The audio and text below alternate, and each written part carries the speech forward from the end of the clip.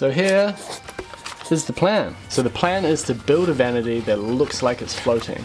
A sink with a bench top that's looking straight on, and then the taps will be mounted to the wall. And we've also got a window behind here, just to complicate things. And if you look at it side on, that's coming out about 400 millimeters. So in order for this heavy weight to be supported out here and still look floating, we need some brackets. And these are the brackets here. That's 10 mil thick stainless steel. This is heavy. This is very heavy. And we've got 3 holes here. And we're going to bolt that into the stud, and I'll show you how we do that now. I know I can't get this across in a video, but these are so heavy. I think they're the heaviest part of this whole vanity, which there's an irony there. The brackets that are there to hold the thing up are the heaviest thing. So they kind of need to hold themselves up. I don't know. But the bolts will hopefully do the job. So really it's the bolt doing all the work?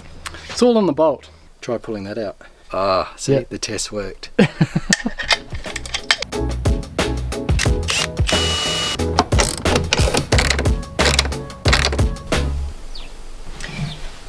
You could jump on that. Yeah, even with just one bolt? Even with one bolt, but should we put more in? Save money. How many brackets have you bought? 3. And how much did they cost? Doesn't matter. No, how much did they cost? Over $500. Just, I feel like sometimes people forget just how expensive New Zealand is. Anyway.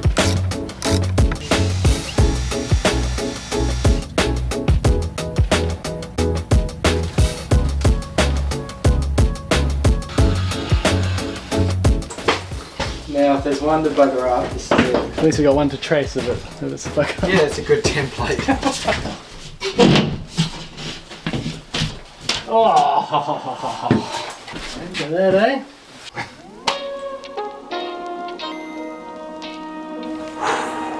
Check all this out. This is this kind of timber. Remu! It's great timber because my house is built out of it.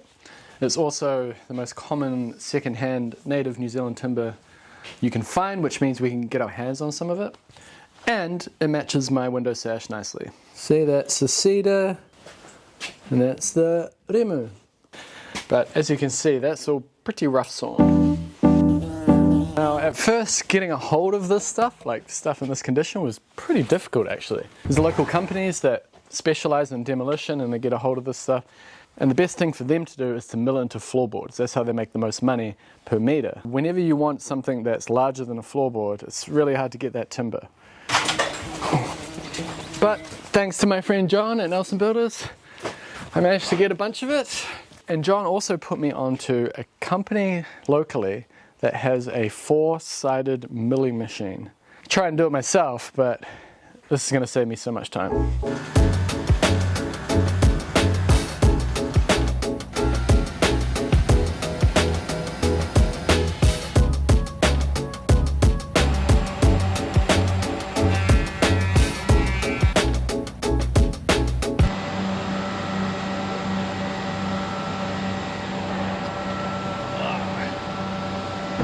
It's looking really nice. I don't know if you can hear me, but it's looking really nice.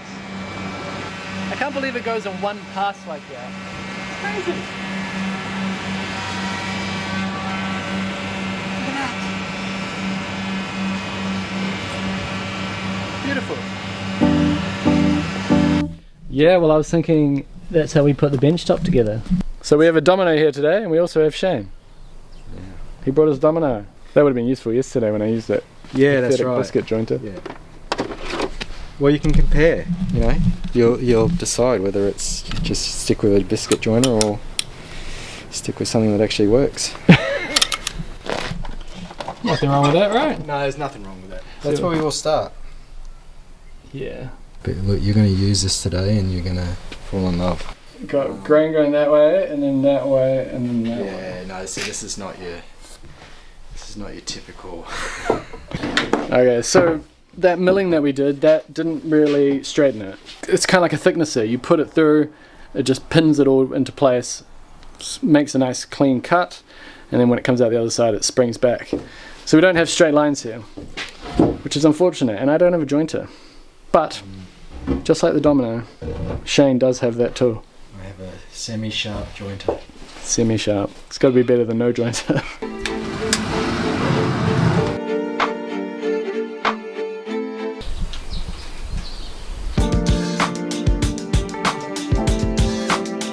Every time I come to Shane's workshop, I think we need to do a tour of the Shane's workshop.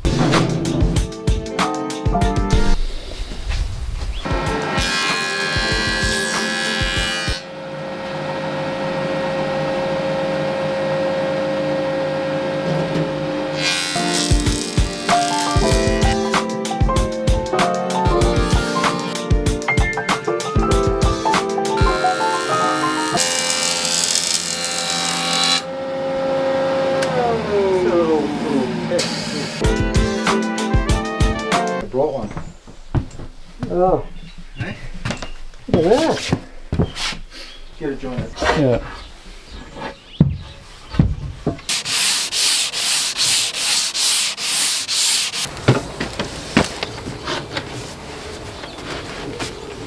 Shane's just realised. Look at this. The downside of Vestal. It's good, you know, having an unplugged system, but then if you don't have the cord, how do you get it to work? Let's open up and wire it up. We're about to domino all this together. Oh, that's so bad. Doesn't have the cord. Oh.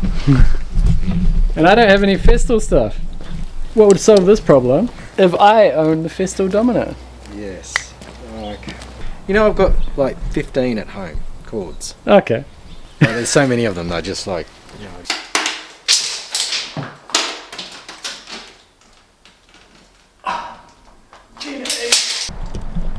Oh. Shane and I are just having one of those days.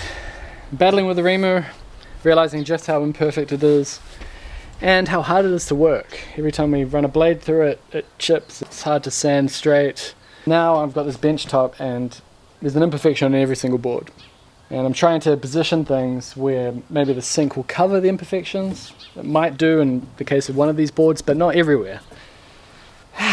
Shane forgot the cable. We had to shoot back to Shane's already in order to put an edge on all these boards. If only we'd thought of the cable then. 5 years of having a cord in your car, never use it, and you need it. It's not in there. We're persevering. That's right.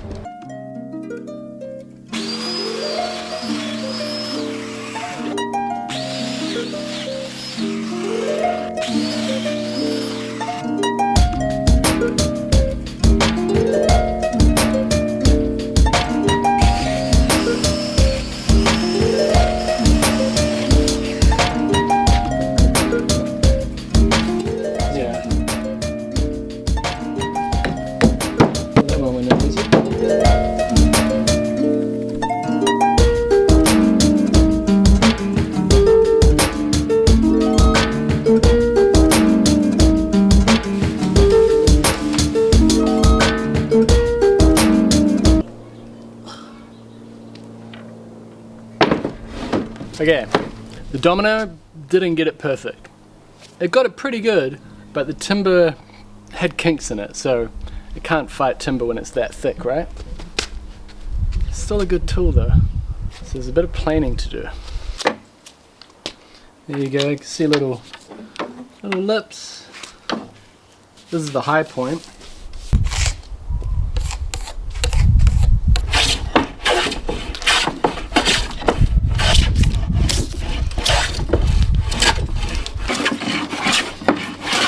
So it took a lot of planning, thought and research to figure this bench top out. But one thing that doesn't take a lot of planning or thought is building a website with Squarespace. Squarespace make it super easy.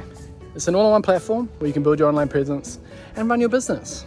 If you have a product that you want to sell or you have a service that you want to offer, you can do it on your website with their built-in templates and portfolios and galleries that are included in those templates. And there's thousands of templates to choose from, so you're bound to find something that will work for your business. And if you're selling a product, they have e-commerce tools built into the platform, which makes it super easy as well. You can invoice your clients from your website. They have all the major payment services. And if you're concerned about your website being found online, they have SEO tools built in as well. So your website will show up on Google search results. It's an all-in-one platform that takes away all the difficulty. You don't have to bang your head against the wall trying to figure out how am I going to make a website.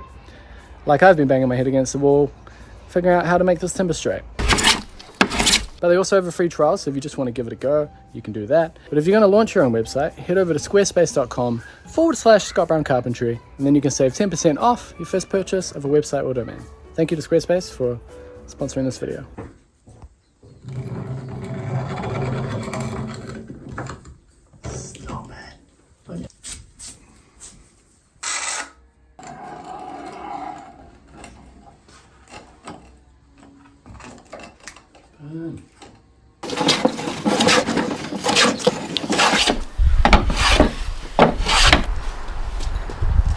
I've sanded it with 80 grit and it's looking very flat now.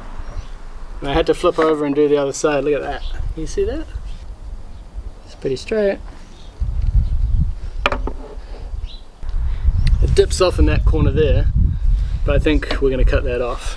That's about when I'll be putting a plant. So I got advice from my friend Torsten, who works for Nelson Builders.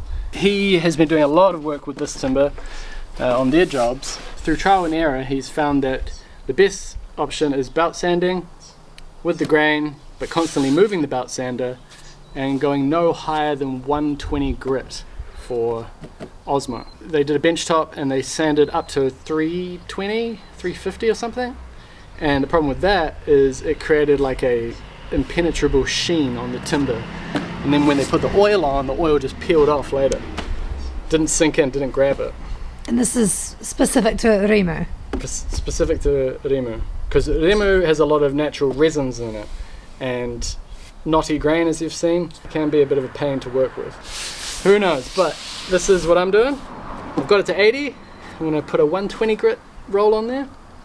Sand it again with the grain until it's nice and smooth.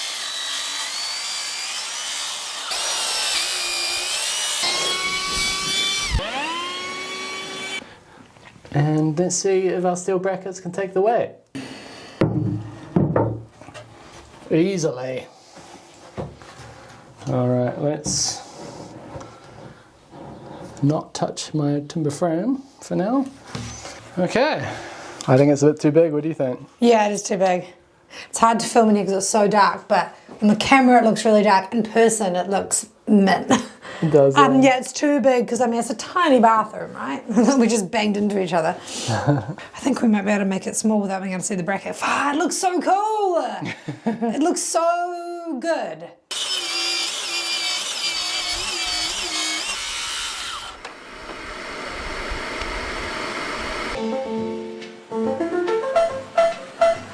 So I've got some epoxy in there to fill some of the imperfections, and I tried to mix it better this time so it's a bit more wood coloured.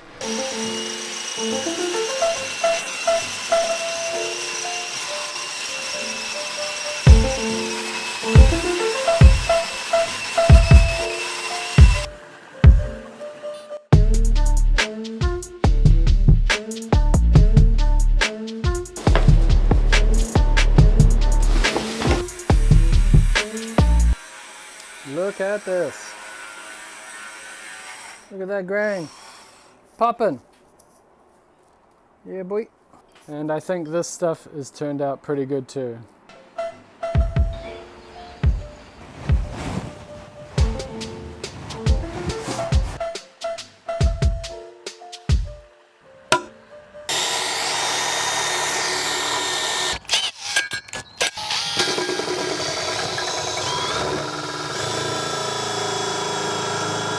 Whoa.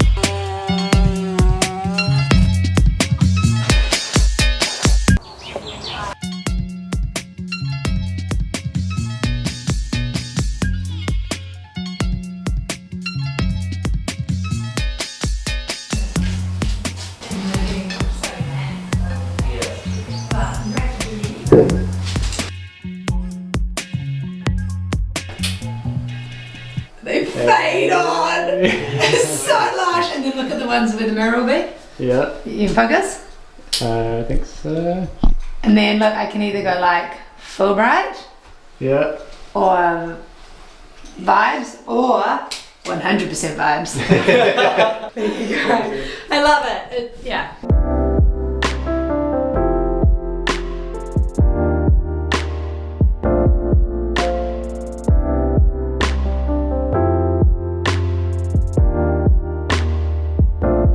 No, I really do match the bathroom.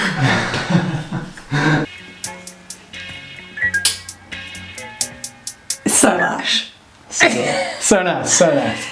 I love these like slow phase on lights. So these 3 lights was the idea of the lighting designers at Switch Lighting, who sponsored all of our lighting for free. So yeah, thank you so much to Switch. So the reason that we picked Switch was actually we did the whole living kitchen well before they were ever sponsoring us, because they're all made locally here in Nelson.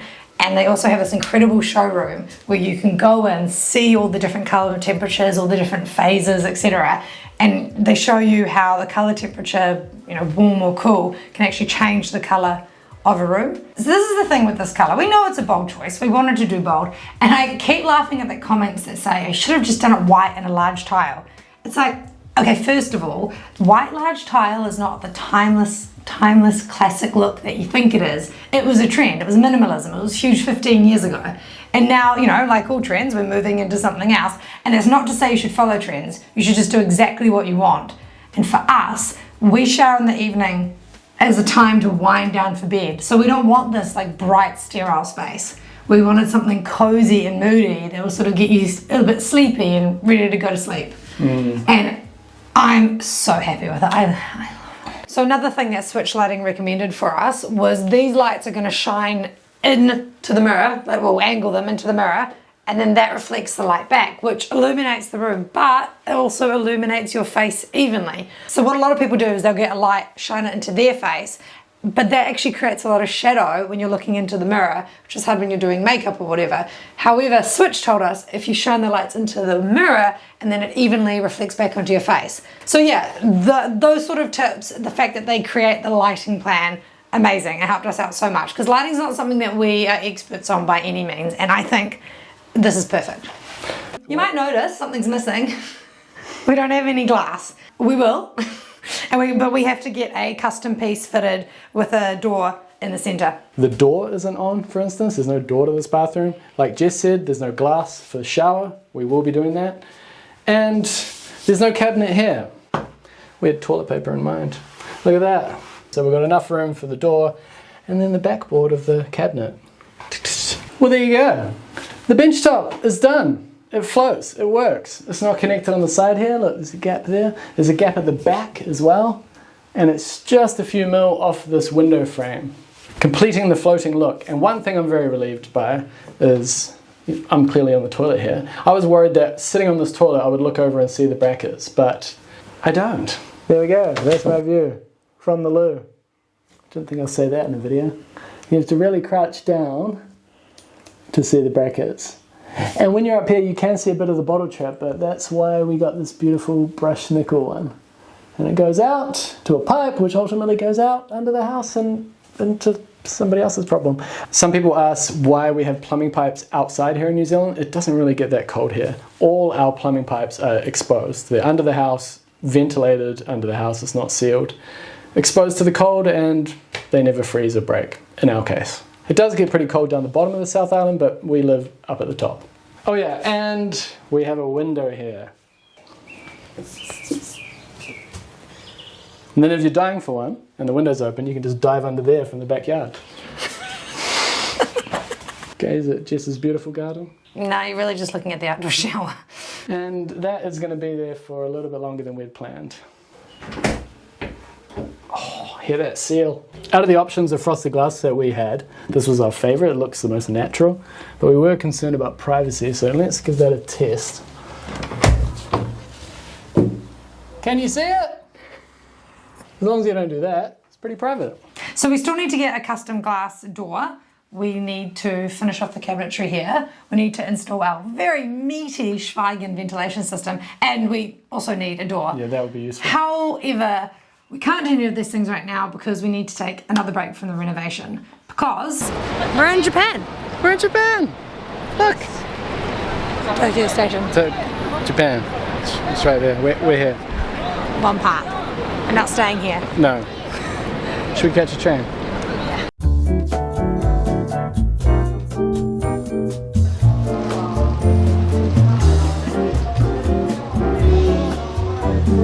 Scott Brown here.